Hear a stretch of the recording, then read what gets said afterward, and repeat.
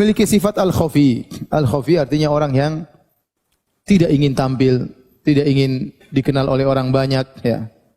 Al-khafi, ya. Kata Nabi sallallahu alaihi wasallam, "Innallaha yuhibbul 'abdal ghaniyat taqiyal khafi." Sungguhnya Allah mencintai seorang hamba yang bertakwa, yang merasa cukup, dan al-khafi, al-khafi itu orang yang sembunyi. Maksudnya sembunyi apa? Dia tidak ingin tampil. Dia ingin tampil, ya. Sehingga dia urusannya yang penting kalau bisa tidak tampil depan banyak orang, itu lebih baik dia lakukan. Sehingga dia akhirnya tatkala dia memiliki sifat seperti itu, banyak waktu dia untuk bisa melakukan privasi dia. Sehingga dia punya waktu lebih untuk istrinya, dia punya waktu lebih untuk anak-anaknya, dia punya waktu lebih untuk ngaji, dia punya waktu lebih untuk belajar, ya. Dia punya waktu lebih untuk orang tuanya, untuk kerabatnya. Namun tatkala dia sering tampil jadi pusat perhatian, terlalu banyak teman, jadi akhirnya terlalu banyak koneksi, terlalu banyak relasi, akhirnya dia kurang waktunya, akhirnya dia tidak bahagia. Terlalu banyak relasi, terlalu banyak koneksi, terlalu banyak hubungan sama orang, ini juga merepotkan kita. Ya, merepotkan kita. Makanya sering katakan, apakah enak jadi orang terkenal? Enggak enak. Enggak enak. Ada seorang ya terkenal, ya, cerita asistennya, Ustadz si fulan itu kalau pergi ke mall, dia punya waktu cuma sama istrinya 10 menit. Setelah itu pasti dikerubung orang. Baru masuk mall sebentar, mungkin belum sampai 10 menit sudah orang datang. Minta foto lah, minta inilah, minta anulah, minta inilah. Dengan berbagai macam orang. Menyusahkan dirinya sendiri. Jalan kemana-mana, was-was karena akan dilihat orang. Saking sering terkenalnya, sering orang melihat dia, sehingga terkadang sendiri pun dia merasa dilihat oleh orang lain. Apa enak hidup seperti ini? Dulu Ibnu Mas'ud radhiyallahu ta'ala anhu, kalau dia jalan orang-orang ikuti, dia berhenti. Kalian ada apa? Ada keperluan? Ada keperluan dia tangani. Kalau enggak ada, insorifu, pergi. Jadi enggak senang jalan diikuti oleh banyak orang. Kenapa? Kalau kita terlalu jadi pusat perhatian, akhirnya privasi kita terganggu. Makanya Nabi SAW melarang hal-hal yang menimbulkan syuhrah, menimbulkan ketenaran. Baju tidak boleh yang tampil beda. Mobil tidak boleh yang tampil beda. Motor tidak boleh yang tampil beda. Jadi pusat perhatian. Karena ini hubus syuhrah, ini penyakit. Ingin tampil beda, ingin jadi pusat perhatian. Itu tidak disukai dalam syariat. Ya, kalau orang punya mobil sangat mewah, ya, pintu cuma 2, ya, bahkan pintu cuma 1 lagi. Satunya loncat mungkin. Bisa kebuka sendiri. Ya, kemudian orang lihat semua. Apalagi jalan di kampung, semua orang lihat. Ya. Orang lihat atau tidak? Lihat, ya. Tidak usah mobil seperti itu. Mobil yang bisa kebuka ke atasnya saja. Ente di kampung semua orang lihat atau tidak? Orang lihat. Kalau di kota orang bilang udik, ya. Tapi kalau di kampung, semua orang, apa enaknya seperti itu? Terus itu apa? Ya, ada kelezatan di jadi pusat perhatian, tapi itu dalam Islam tidak disukai.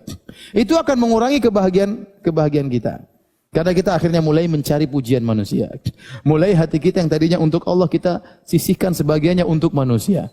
Mulailah kita sibuk mencari komentar manusia. Mulailah privasi kita semakin berkurang. Mulailah waktu kita terhadap istri semakin berkurang. Maka agar antum bisa lebih berbahagia, jadilah hamba yang al-khafi.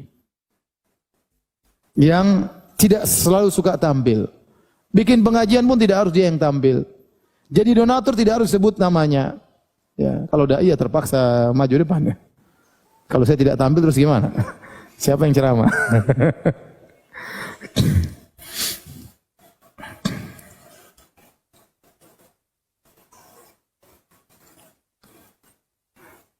Dan tidak enak jadi orang terkenal. Tidak enak jadi orang apa? Terkenal. Kita aja yang terkenal sedikit saja setengah mati. Apalagi orang terkenal sangat terkenal sekali. Ya. Taib.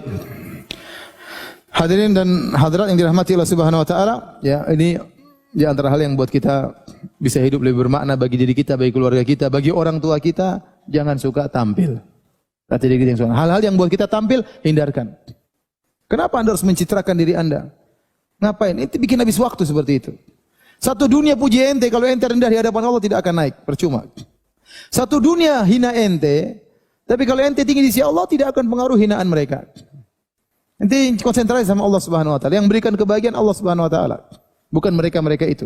Antum kira orang yang terkenal kemudian bahagia, belum tentu bahagia. Tadi saya katakan tadi. Betapa banyak orang di puncak-puncak ketenarannya bunuh diri. Dia tidak? Banyak. Stres, betapa banyak puncak-puncak ketenaran, ribut sama anaknya, ribut sama istrinya. Dia di puncak ketenaran. Allah cabut kebahagiaan dia. Ya akhi, kalau ente di luar orang hormat, tapi di rumah tidak dihargai keluarga, apa enaknya hidup seperti itu? Ya. Semua orang puji ente, tapi di rumah diomelin istri, apa enaknya? Enggak enak. Bahkan gak satu dunia ejek ente, tapi di rumah istri sayang, istri puji, ente bahagia. Dia tidak. Terus sebaliknya satu dunia puji ente, masya Allah, ente pulang di rumah, udah selesai. Udah. Percuma, habis kebahagiaan tersebut. Benar atau tidak Bapak? Betul ya.